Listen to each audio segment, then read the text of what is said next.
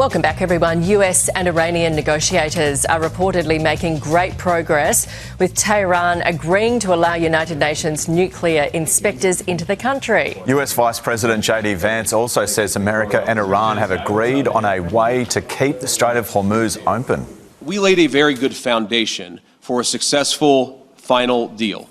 The final deal is the house. Joining us now, international security expert Will Getty's. Good to have you with us again. So Iran is agreeing to let nuclear inspectors into the country. How big a deal is that?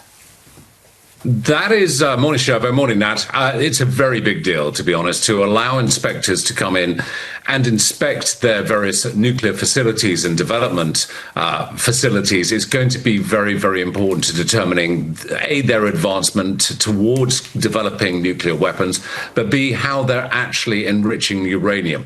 And that's going to be really key. But it really depends on how much access and whether that access is totally free to those inspectors. Is this any different to the Obama deal years ago? Weren't inspectors allowed in then?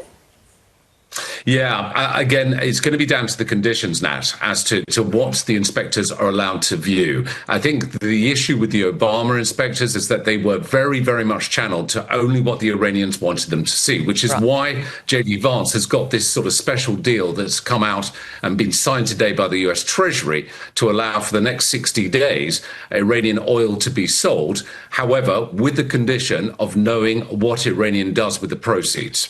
So this has a 60-day limit on it, this particular agreement.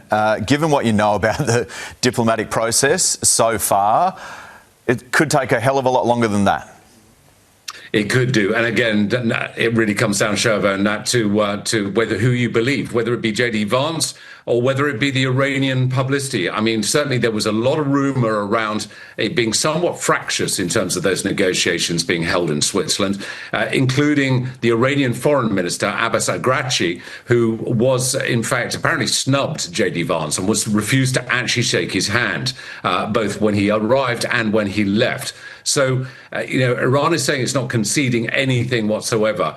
But as we always know in these kinds of negotiations, everybody has to save face in some shape or form. And everyone needs to come away from the table feeling like they haven't come off worse. Okay. Thank you, Will.